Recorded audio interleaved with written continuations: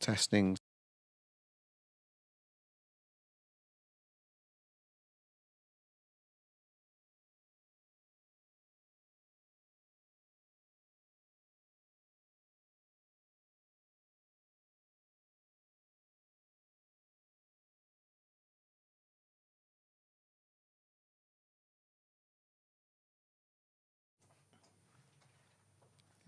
You okay? Yeah. Hello, everybody, and welcome to the latest edition of the Royal Blue podcast. I'm your host, Chris Beesley, joined by my colleague Joe Thomas, who's with us just before he heads out to Finch Farm for David Moyes' pre-match press conference ahead of the West Ham United game, and a special guest, Bob Waterhouse, who joins us today. How are you, Bob? Yeah, not bad at all.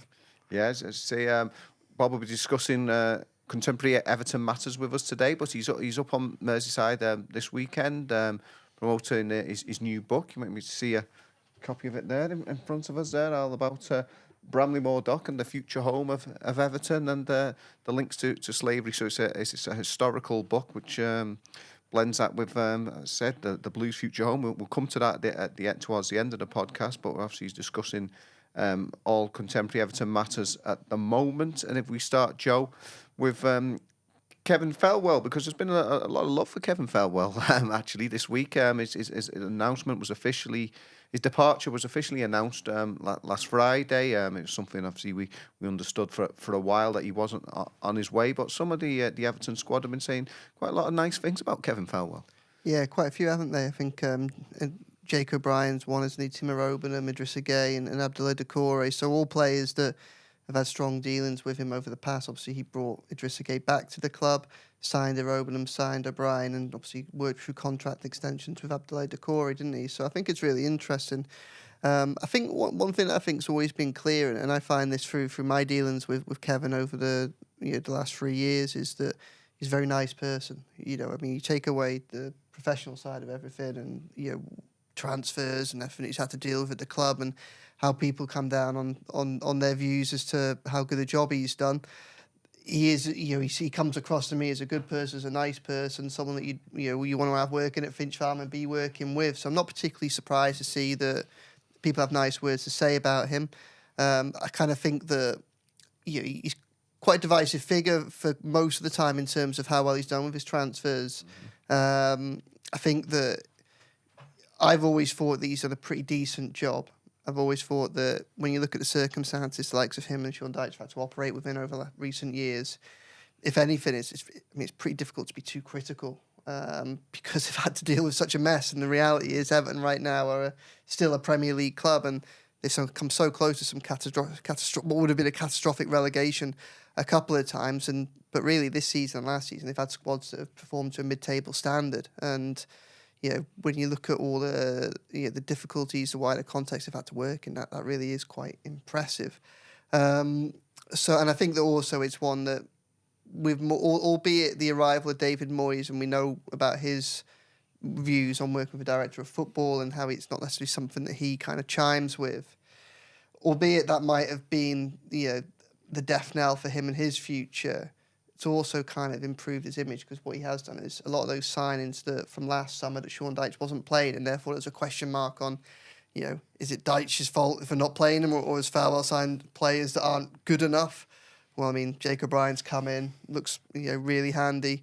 Jesper Lindstrom, I think he's still some way off getting to a point where we'd want to make it permanent for the price that's muted at the moment, or the one that's in the loan contract. But he's certainly shown that he's a capable Premier League player over recent weeks, and set up a good relationship with Jake O'Brien. And of course, Beto, probably one of the big question marks. Now, I know that there's still question marks over him, and he's missed some chances in the last few games, but the reality is we're in March. I can't see any bags under our eyes. No one's fretting over relegation or anything like that right now, and that's because Beto scored 5 goals in the last 6 or 7 weeks, and therefore all of a sudden his image improves as well. So it is really interesting. It's nice to see. I do also, one thing I find notable is how many players, and albeit it's not a groundswell, but it's already more than we ever saw say thank you or goodbye to Sean Dyche publicly, which I think is probably quite telling.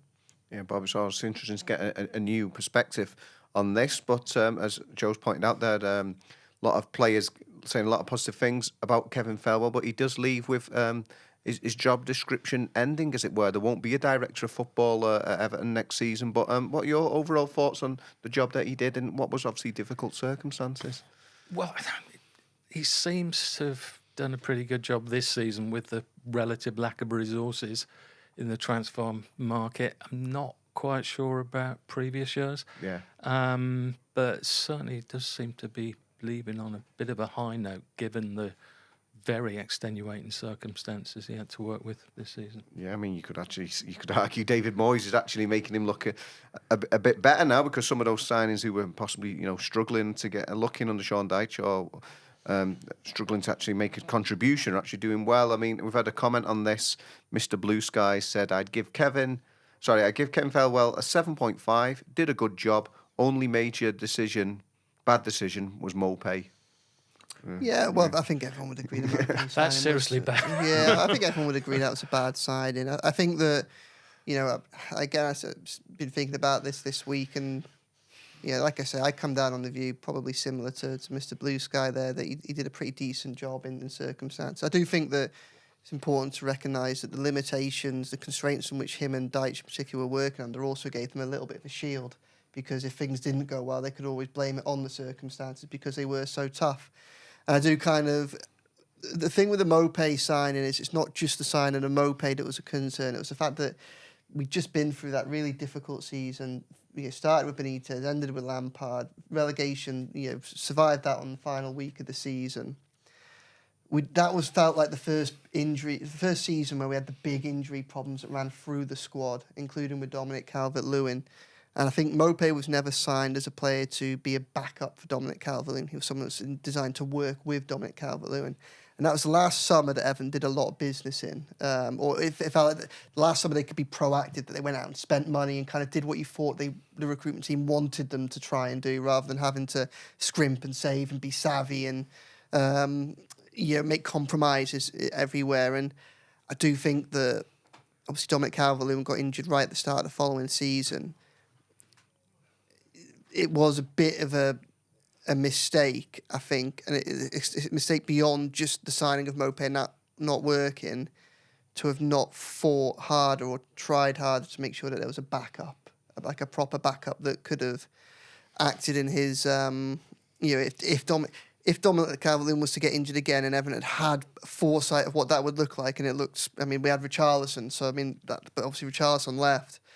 There wasn't really a plan B put in place, and that they took a chance and it backfired. And when they then got to the following January, and I think at the beginning of that January, whilst we now know obviously about everything that's happened with PSR and things like that, I'm not really convinced that a lot of the decision makers at the club or the people on the footballing side of the operation were aware of the PSR situation at that point. I remember speaking to Frank Lampard over the back end of that year, and certainly I was lucky enough to go out to Australia with the club in the World Cup break, and there was a genuine belief, I think, from the coaching staff at Everton that they would be able to buy a striker in January. And one of the reasons that they perhaps held off on getting a backup for Dominic Calvert-Lewin was their belief that if there wasn't anything in the market in the summer, because of the World Cup break, they actually had quite a short window of the season until they'd get another chance to look at it, because they would only have the back end of August, September, October, and then November would be stunted. You'd have almost like the January transfer window started effectively about 7 weeks earlier that season. Obviously, they didn't have anyone ready to go in that January either. So you look at those and you think there are perhaps a few more strategic errors that jump out when you look at it more closely. But I don't come away from this with anything other than thinking that Farewell did a good job and that he has credit in the bank despite all that. Yeah, got more comments coming through here. Peter said, I'd give him an 8. Unbelievable how he navigated our way through PSR and enabled us to stay in the Premier League. He was under so much pressure for so long and maintained a calm head. Whereas Kraft Matthew said, only side with a positive net spend, improved the squad without losing key players. Sadly, tied too strongly to Dyche, and if we replaced him like for like, he'd be massively unlucky. Don't think we will. Bob, just finally on this, with Kevin Farewell, I think we probably all agree for various reasons. Neil Mopay was his worst signing. It was something we were all asked about last week.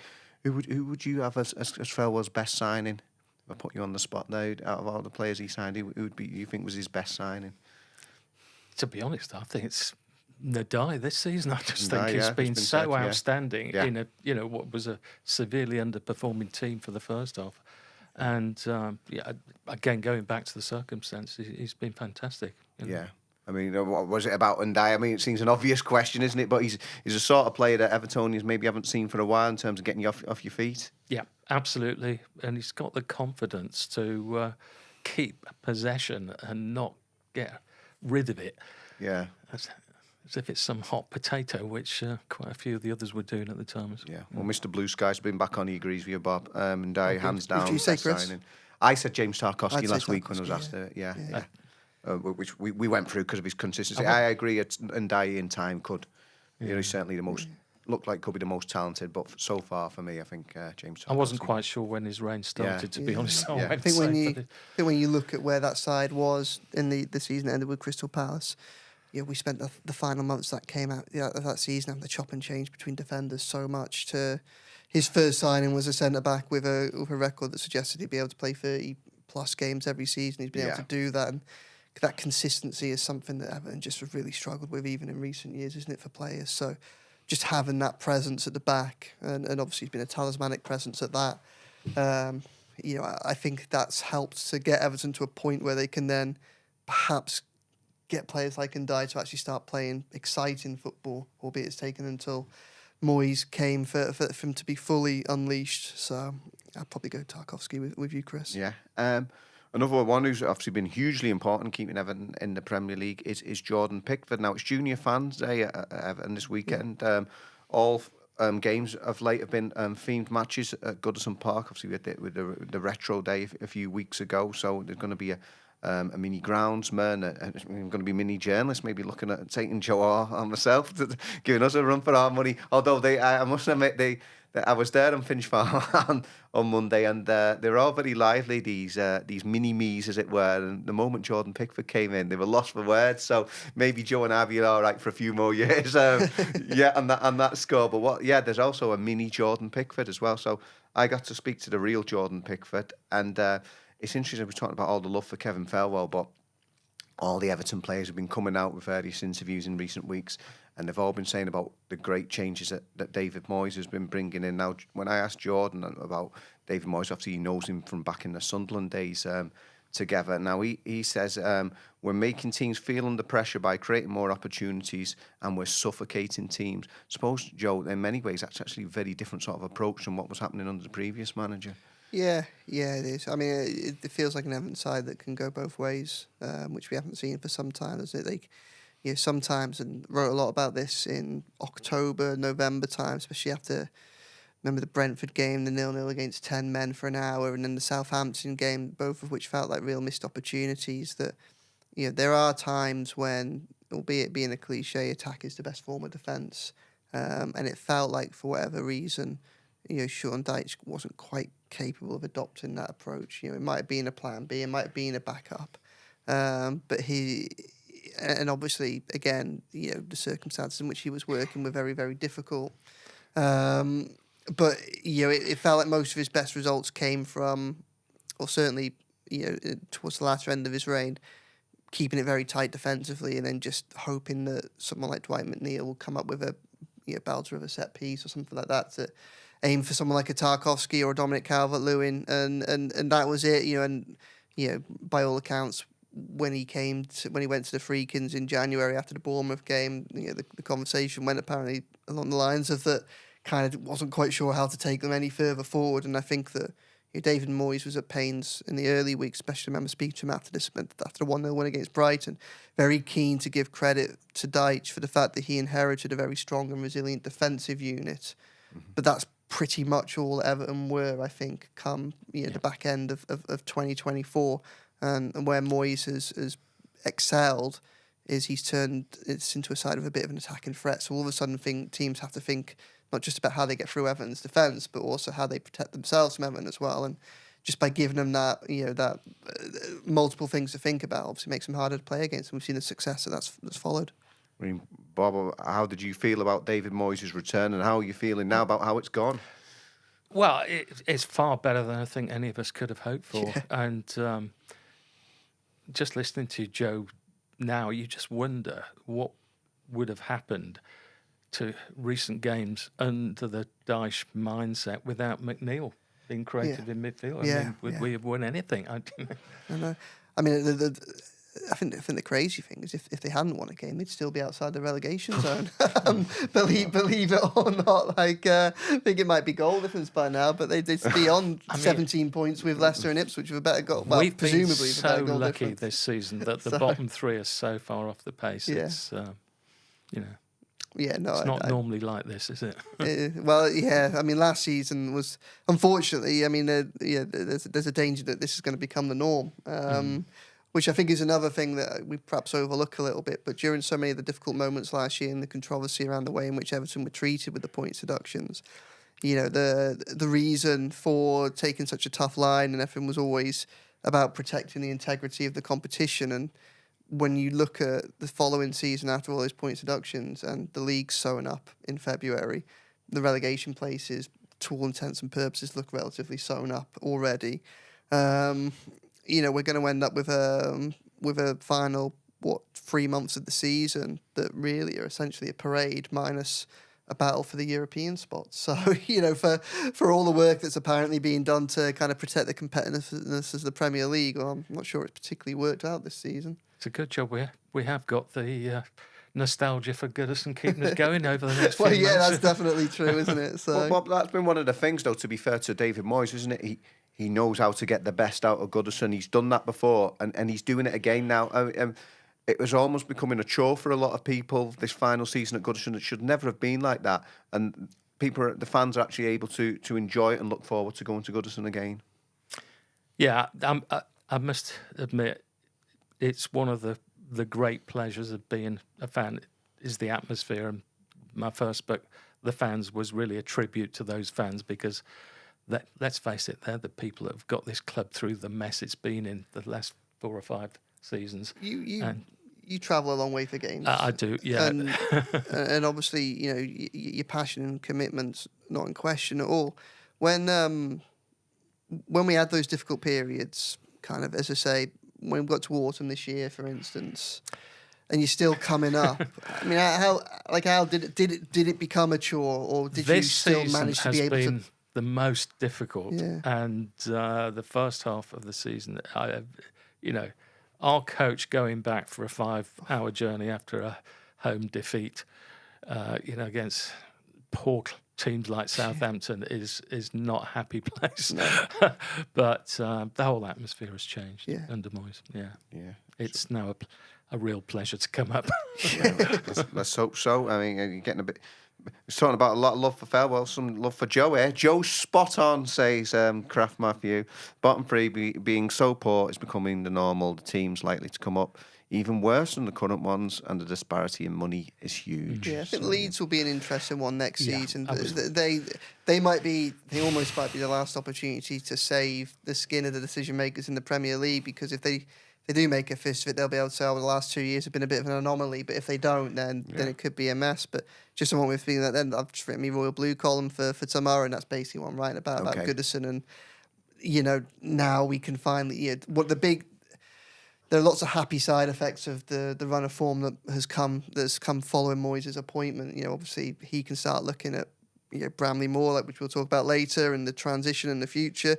And obviously none of us are having sleepless nights in the middle of March, but another is the fact that all of a sudden, and I think it's important that people try and do this now, we can really savour the final games at Goodison Park. I think that, under Moyes, cross back end of January and February, Everton moved away from a relegation battle, but even with some of them better performances, there was always that caveat of just having to look at other results and things like that. And even come the end of it, the Liverpool and the Man United games, albeit Everton's, the threat of relegation was starting to dissipate by that point, they were still very emotional ties because of obviously the rivalries with both clubs and the way in which those games unfolded. This West Ham game tomorrow feels like the first opportunity for us all to kind of maybe just take a deep breath and just almost like go through those turnstiles, go through those gates, go through those doors for one of the last times, and actually maybe start to take it in. And I think it's important everyone does that, because it's not going to be around here for much longer, is it? Well, it's going to be a big break now, isn't it? It's obviously after the busy schedule in February, just the only home game in March, and then it's just 2 in April, and to in May.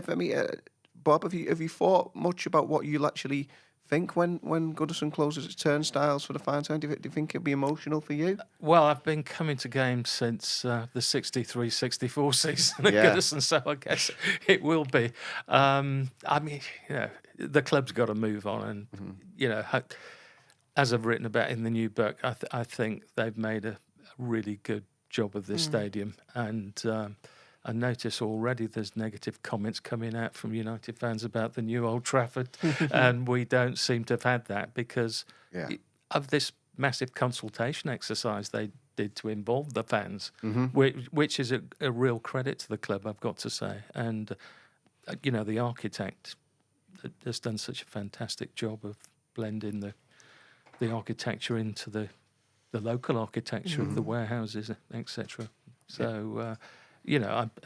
I'm really looking forward to the future, but I've been coming a long time to Goodison, so yes, it will be a wrench to leave the place, but let's face it, I mean, parts of this ground are just not even appropriate for the sort of the Championship level, the Premier League. Yeah. Well, we said we all know about that one. Just quickly, Joe, obviously Thomas Tuchel's named his first England squad, and as expected, Jordan Pickford's in there. But Jared Branthwaite isn't now. I think Jared's been playing a lot more consistent in recent weeks. Obviously, we all know what happened with the goal at Wolves, but before then, I thought he'd been playing well for a while. So, I mean, what are your thoughts on him missing out on this one? Yeah, I'm all right with it, to be honest. I kind of think that. Obviously, Tuchel's been going around watching the squads, and Branthwaite's a player that he probably will have cast his eye over at times already. I think Branthwaite's got to a point now where he's having a good season. I think there have been times when it's not become as easy for him this season as it perhaps did last season. I think he has had a few more testing games. I mean, I think Tuchel historically likes to play three centre-backs, and I feel, although I'm sure there'll be a bit of disappointment from Branthwaite not to make this squad, I don't really think that there's a future of England where Branthwaite isn't in that starting 11. And I think he very quickly, once he gets that opportunity, becomes a key player in that starting 11. So as disappointed as I am for him personally, because obviously I'm sure it's something that he'd want, and we spoke to Moyes about this after the game at Wolves last week. He's someone that wants his players to be out on international duty. He wants them to get better. He wants them to keep growing. And he sees it as a sign of success and positive one for the squad if players are going out on international duty. I'm disappointed for him, but I really don't think it'll be long. I don't think that there is that much of a doubt over Branthwaite and his talent. I think it's a shame that Tuchel hasn't recognised it immediately. But I do think he very quickly cements his place in that squad. So. But why doesn't it stand out as being totally obvious he should be in that squad? I mean, it's a big squad, isn't it? It's not as if it's a it is. But squad. there are some talented centre backs that are also having good seasons as well. You look at the likes of Levi Colwill. He's playing more and more for Chelsea. Well, Chelsea are obviously a club that Tuchel knows a lot better, so you can understand why he's probably seen a little bit more of someone like Levi Colwill. Mark Guay is another player that has gone from strength to strength and played pretty well in the last Euros as well, and is just clearly ahead of him in the pecking order.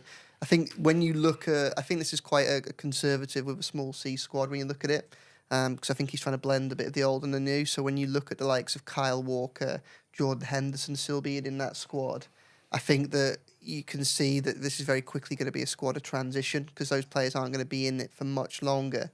So, if all of a sudden, if he's looking at that squad and thinking Kyle Walker might be the right of the three centre-backs, well, very quickly, even in the best circumstances for Kyle Walker, that's going to become a position that is going to become available in the relatively short term. So I don't think it will take long for Branthwaite to get a chance, and I'm so confident basically in his ability and in his and in his attitude, his professionalism, that I think once he does get it, then I think he'll keep hold of it.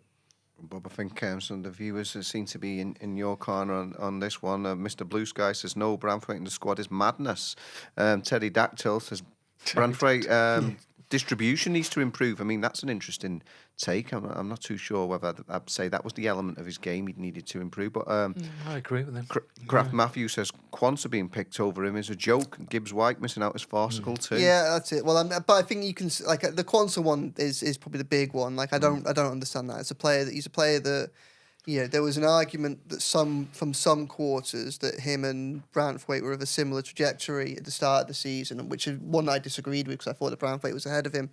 And then that became very clear at the start of the season when Quanta had a difficult game at Crystal Palace for Liverpool and fell straight out the squad. That's very much been a side that has played two centre-backs and Konate has won that battle over Quanta, and even Joe Gomez did to a certain extent when he was fit. So Quanta's only getting opportunities now because the likes of Conor Bradley and Joe Gomez are injured, and I'm not sure what the update on Trent Alexander-Arnold is, but he came off against PSG, didn't he? So I'd agree with the confusion there because I think that Branthwaite can do multiple jobs better, and the fact that I'm not sure, I'll be perfectly honest, I'm not sure if Quanta's left or right-footed. I think he might be right-footed, but the fact that he's a genuine left side, a player who, I mean, Branthwaite says he can use both feet, and I think he can, but he's a genuine option on the left side of a centre-back free. I think he makes a very strong case. I don't think it'll be long that he's in there. But yeah, the likes of Morgan Gibbs-White and Adam Wharton's been injured for a lot, so maybe not him. But so they're almost a couple of young players there that they stand out so much for missing out. Then how much Wharton's not in the squad. Wharton's not in the squad, but he's been injured for the first. He's had a lot of time injured. He's been outstanding. So I think that. I think there's a couple of mistakes, maybe mistakes is a strong word, but a couple of issues there that are so obvious I think they'll be quickly addressed because I don't think they'll be able to stand for much longer. Sorry, Dave Max just put Henderson in, confirms Germans do have a sense of humour. No comment on that one. I saw that and kind of thought, wow, earlier on. Moving swiftly on, Armando Broja, he's one who, a week ago, David Moyes said he had an outside chance for West Ham United. There's photographs of him this week, who seems to be in full training. Obviously, Joe will find out more when he's up at Finch Farm himself shortly. But that could be a boost for Everton, Joe, because he was a player who, obviously, David Moyes, when he first came in, was talking of him being sent back to Chelsea because of his injury. But now, hopefully, he's got a chance of contributing again before the end of the season. Yeah, he's going to have a chance, isn't he? I mean, whether or not it's this weekend or not, we'll have to wait and see. I think Moyes will probably, if it's touch and go, I think he'll err on the side of caution because he's got another fortnight. So, Everton still have a relatively thin squad, even with the players coming back, certainly when it comes to attacking options. And they have an April which is loaded with some games which on paper look tough. I actually think some of them, Everton can have a real good go at them, especially at Goodison. I think he will probably look to, if there's any doubt over Broja, Seamus Coleman obviously made the squad last weekend and isn't in the Republic of Ireland squad. I think he'll protect them. But, there's also an under-21s game tonight as well. I just wonder if maybe something like that might be a first step for one of these two or three players that are just kind of teetering on the brink. I think Moyes is planning to. When I last spoke to Moyes, he was certainly looking at trying to organise some bounce games for the international break as well. So the players will probably have a little bit of a holiday at the start. Those who aren't on international duty. So I think that he'll probably have the resumption after the international break more in mind, but. We've seen Broja stepping up his training. If he is available, there is a dearth of genuine attacking options. Beto is your only one, and maybe if you can get Broja into the squad to put a little bit more pressure on him. As I say, he's missed a few chances recently. Beto, it might be something that Moyes thinks from a psychological perspective rather than a get him on the pitch perspective. Maybe that might help Everton tomorrow. Chimiti, of course. Yeah, Chimiti's. I don't know that Chimiti's. A striker that you'd have leading the front line by himself. I'm not sure. We haven't seen that much of him really. We haven't seen that much. We had a few cameos towards the back end of last season. Started the Brentford game, but very much when he's looked at his best, it tends to be linking up with other players.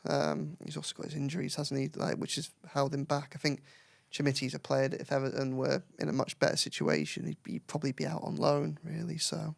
Yeah, I mean, Kraft Matthew actually says, I don't see any point in playing Broja when we have Chimiti now available. He'll get sent back as soon as possible after his loan finishes. need backup strikers for next season. Why not give Chimiti a go? Bob, Yeah, it's a valid point. You've been, as you said, since watching Everton since 63, 64, so you've seen plenty of great Everton number 9s over the years. I mean, going forward, though, for the new stadium, it's a big issue with the striker issue. Dominic Calvert-Lewin out of contract at the end of the season. Beto's in there at the moment. I mean, how do you see it all in that respect for the striker position going forward? Well, as you say, it's all up in the air. You know, I guess most of us earlier in the season would be expecting Calvert-Lewin to leave, but with all his injury problems, lack of match practice, I'm not sure how many clubs will come in for him. So he could hang around. I don't know. Any inside information, Joe? Well, I think the club are very much keeping an eye on his injury situation. But I mean, you know, whether or not the way the past few months have unfolded limit his options, then that could bring him all back around the table at Everton, couldn't it? But the striker situation is something that I think they'll want to address pretty quickly. If you look at what the Freakins did at Roma, albeit they didn't spend big money on, one thing that they very much have done repeatedly at Roma is they've worked hard to bring a big, a proper number 9 there. They signed Lukaku on loan. They signed Pablo Dybala on a free. They spent all that money on Artem Dovbyk in the summer as well. So I think almost a striker is a great... going big on a striker that actually has a genuine reputation is a good PR move, and I think they are alive to that. Everton will need one. I think maybe part of the thought process in the summer was that maybe Broja could be that person. Obviously, they had the clause inserted, which means that Everton have the option to buy him at the end of the season. It's very difficult to see how he could ever get to the point now where he would justify the 30 million or so price tag for it. But I can at least see the thinking from Falwell there. You know, he's a player whose talent's never been in question. It's just his injury record. But one thing that Moyes is very, very keen to avoid next season, speaking about this to him last week, he's very, very keen for Everton to not be a squad next season where they're banking on injured players or players that have got difficult injury records.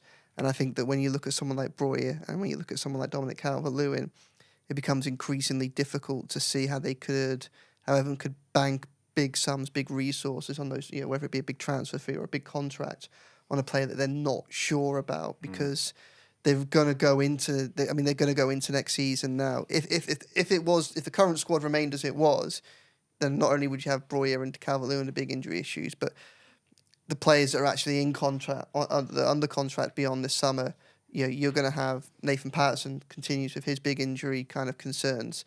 You're going to have Dwight McNeil and Iliman Ndiaye coming off. They're going to enter the summer off the back of big injuries, and we have to wait and see how that manifests for them. Obviously, Dwight McNeil picked up his knee injury in the Fulham game, came back, and then re-aggravated it. So that's a concern. Mm-hmm. And there's probably even that same question over James Garner as well, because albeit he's having a good run of games at the moment, he missed a couple of months of the season with a back injury.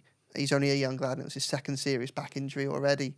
So when Moyes is putting that squad together with whether it's going to be over the course of the summer, I think one of the things they're going to be very tuned into is, can we create a squad that, on the face of it, is going to be a resilient squad, so that we don't end up in a situation maybe next February or October, whatever, where you've got 4 or 5 players out injured and there's something going in the back of your head saying, well, we were warned about this last season because these players have already got it. So, when he's weighing up those decisions, I think there'll be a compromise, and it'll be, what else can they bring to the squad? So someone like Seamus Coleman, if he was to stay on as a player, I think it's still up in the air about whether he'd be a player or coach. But like I broke last week, Moyes wants to keep Coleman at the club next season. Mm-hmm. If it was to be as a play, you could see the wider value. The role he has in the dressing room. That he's obviously got his coaching badges as well. You can see that there is something to Seamus Coleman that is of value to Everton squad, even if, for instance, he can't play all the time. With someone like Dominic Calvert-Lewin, I'd be very surprised if they were willing to entertain keeping him on, unless it was probably for a significantly reduced wage. So are there any possible strikers likely to be available?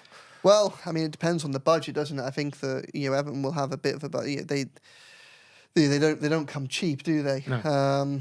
So there'll be a strong market for the free agents that are out there. So, but for the first time in a while, it feels like Everton might actually be able to compete for something. And the beauty of the situation they're in right now is they've actually got a little bit of a build up to plan. And you look at what they can sell. Everton has now. All of a sudden, in March, you can speak to out-of-contract players or players that maybe might be moving towards becoming available in the summer. You can say, well, look, you've got a club on the up, new owners, no financial concerns. Put aside the points deductions, 2 consecutive seasons where this squad has proven it can be a mid-table squad.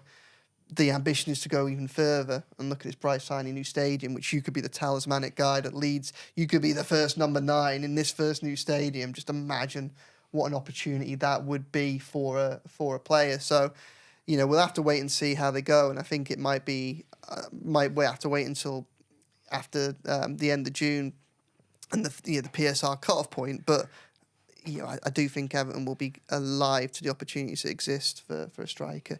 The only problem is there are lots of clubs that want a striker, and there just aren't that many good strikers available. So the competition is going to be fierce for all of them, and that's where you then end up in the potential position where you maybe go back to Dominic Calvert-Lewin and you think on reduced, if he's willing to reduce his wages and that's it. But hopefully Everton get to a point where they can, I imagine they'll want to make a couple of decent signings in the summer. So you would imagine strike would be the first port of call. I'm just trying to say, obviously, about a high-profile number 9, because obviously this week Dusan Vlahovic of Juventus was linked.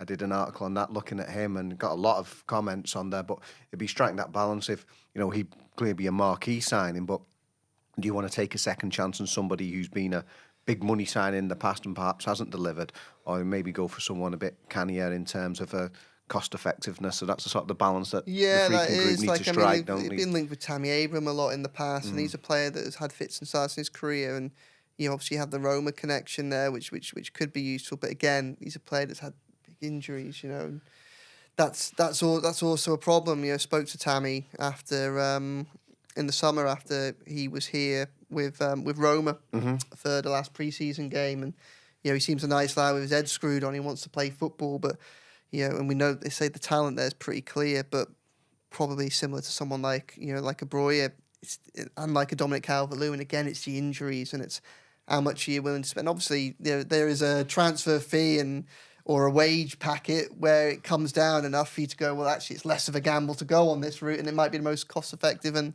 better pragmatic way to go. But obviously, these are things that David Moyes. You mentioned Tammy Abraham.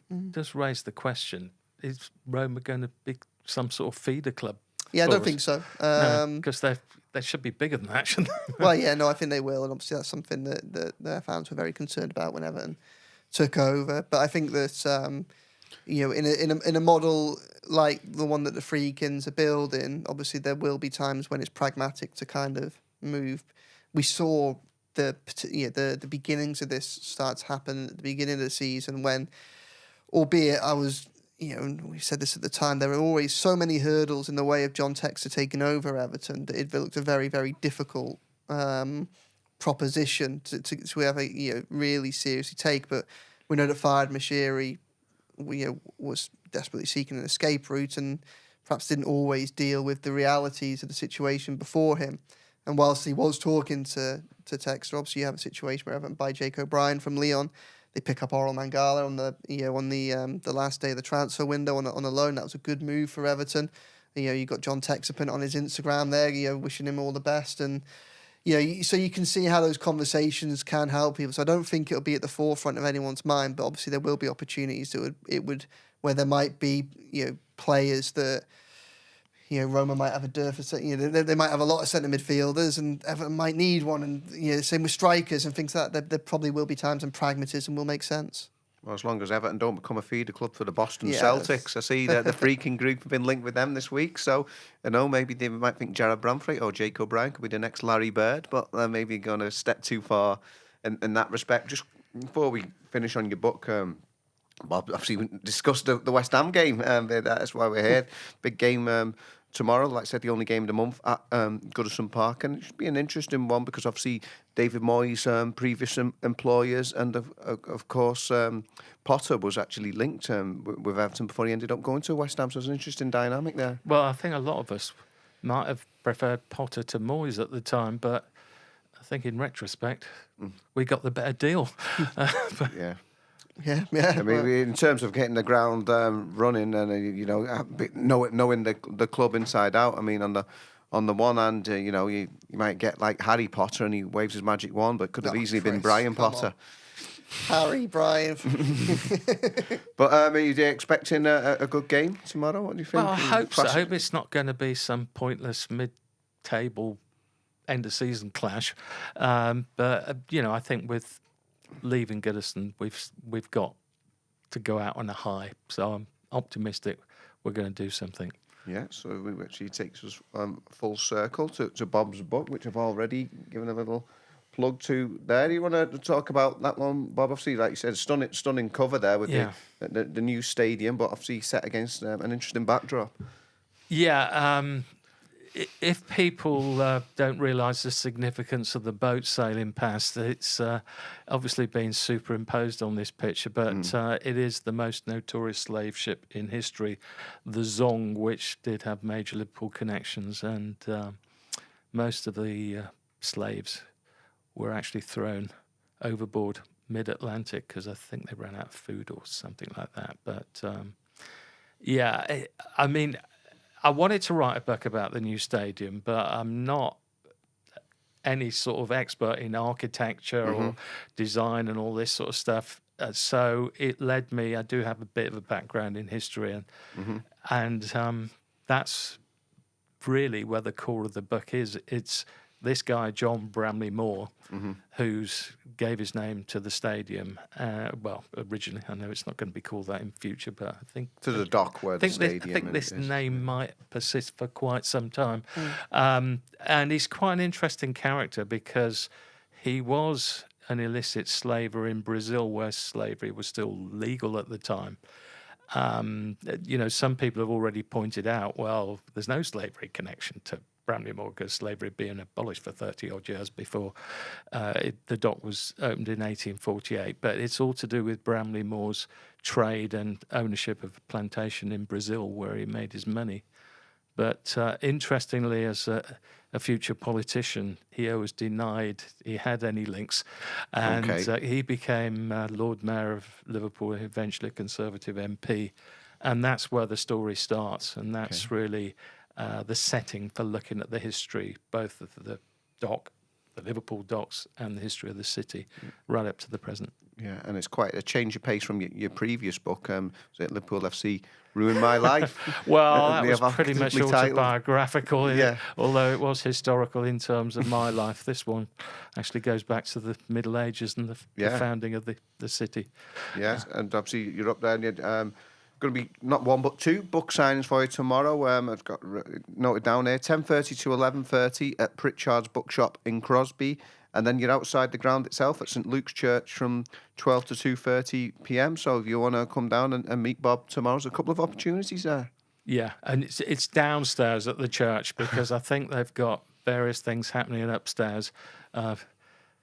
Ex-players, do you know about this, Joe? I don't know. It has been Martin Dobson in current weeks, but of course, who was sat in your chair there last week. I believe so, yeah. So, if you've not seen that one, the latest episode of Goodison Park, My Home. So we've got to finish off with do some predictions. I mean, I wouldn't ask you to do anything I wouldn't do myself, so I'll go up first and I'll actually be positive. I'll say 2-0 Everton for this one. Joe? I think Bob hits the nail on the head a few moments ago with his hope that it's not a kind of a dead rubber. I think there was a feeling coming away from Wolves. That was a difficult match to watch, I think, last week. I think there is a sense that we might have a few games like that over the course of the rest of the season, which is, of course, that's a luxury. It's a privilege of the position and not being in a relegation fight, which is something that we haven't known much of over recent years. So I think there is that danger. Hopefully that won't be the case. Hopefully the players will be a little bit more on it. They looked a little bit lethargic, I thought, last week. It was almost like the break had done them bad rather than good, wasn't it? Because it maybe halted the momentum that they'd picked up over a grueling but very, very successful February for the players. I'm going to be positive as well. I'm going to go 1-0 to Everton. Okay, but by the way, Bob, somebody's just put here, Rave91, he says Paul Powers at St Luke's tomorrow. Yes, that's right. I knew it was an ex-player. So what are you going for? What's your prediction? 2-1. Everton, yeah. Okay, there we go. A hat trick of positive predictions there. As we say, Joe's on his way up to Finch Farm now, so watch that one with the live blog from David Moyes' press conference, and obviously we'll be back with you next week to review the game against West Ham United. I've been joined by Joe Thomas and Bob Waterhouse. I've been your host, Chris Beesley, and this has been the Royal Blue Podcast.